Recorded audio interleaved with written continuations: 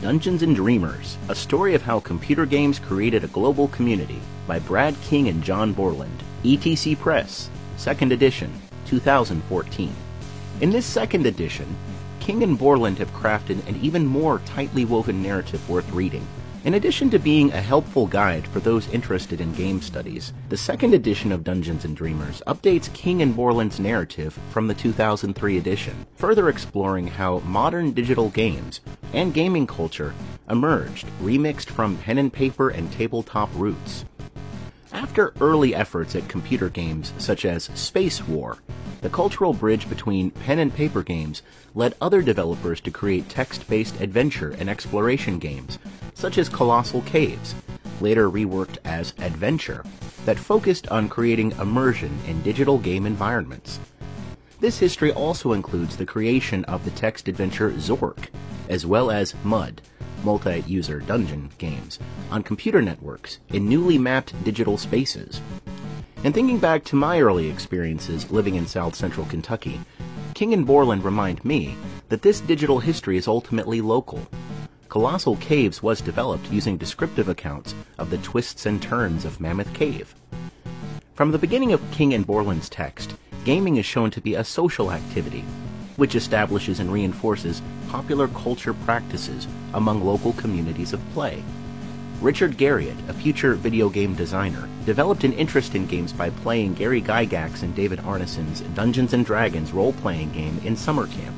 As the book shows, that camp is where Garriott acquired the nickname British, which he would later turn into the moniker Lord British in the Ultima games. Garriott's story serves as a pivotal focus in the book, as King and Borland continue to relate how Garriott synthesized his interest in computer programming with his desire to create an enjoyable gaming experience through founding Origin Systems and that company's later absorption into Electronic Arts. One of the most helpful parts of the book involves the emergence of cultural commentary in video games in the 1980s and 1990s, something that Garriott's work helped to inspire. King and Borland's history point to the emergence of video games as a reflexive and reflective medium, quoting Robert Gregg to this point. When the scripting and interaction got to the level that you actually stopped and thought about the moral implications of what you were doing, computer games started to leave the realm of games that involved little more than tapping buttons and moving characters and actually became art. The game was commenting on society and on the observer himself, just like other forms of art. This is an important realization since games, beyond simple sales figures, may often be viewed in contemporary culture as inessential when contrasted with efforts rewarded by the market. But Dungeons & Dreamers helps demonstrate the integrated connection that games have, not only as expressions of culture, but as tools to shape and recreate culture. Moving from the narrative of virtual ethics and morality to the realm of online frag or be fragged competition, King and Borland's gaming history continues with the online gridlock that eager players faced when trying to download the first Doom title as shareware via FTP, File Transfer Protocol. John Carmack and John Romero's Doom became a cultural touchstone in the development of online gaming communities. King and Borland include a helpful point regarding how remixing existing intellectual properties led to the invention of new gaming modes and environments. They borrowed Dangerous Dave, a character from an earlier Romero game, and put him in a near-exact copy of the first level of Super Mario Bros. 3, running on Carmack's new graphics engine. They called it Dangerous Dave in copyright infringement.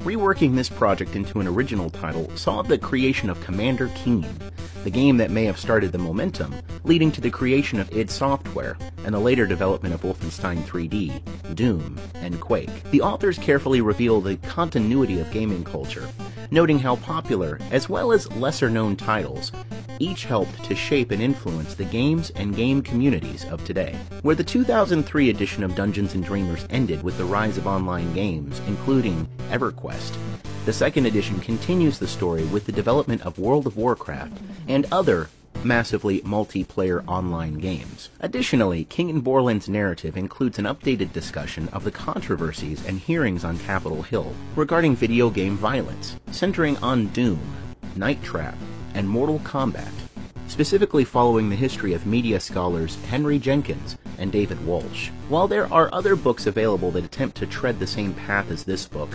Perhaps what is most helpful about Dungeons & Dreamers is that little or no previous knowledge of the subject matter is necessary on the reader's part to appreciate the text. This is helpful because Dungeons & Dreamers is accessible to practically anyone interested in learning more about the advent of digital games and online communities. As I alluded to earlier, this book is also valuable for those gamers who actively participated in the cultural events detailed within. For these gamers, Dungeons & Dreamers provides a nostalgic glimpse into previous years, a way to relive earlier gaming history. For players of the present generation, for those who may be found online presently competing against others in League of Legends, or watching others compete on Twitch TV, or perhaps delving into Minecraft, tracing the history of online games and communities to their roots in King and Borland's second edition of Dungeons & Dreamers may provide a refreshing means to investigate the patchwork of contemporary gamer identity, a tidy way to gather together the analog and digital fragments lying along the pathway that may verily inform our understanding of who we are in our online communities and as participants in this digital culture.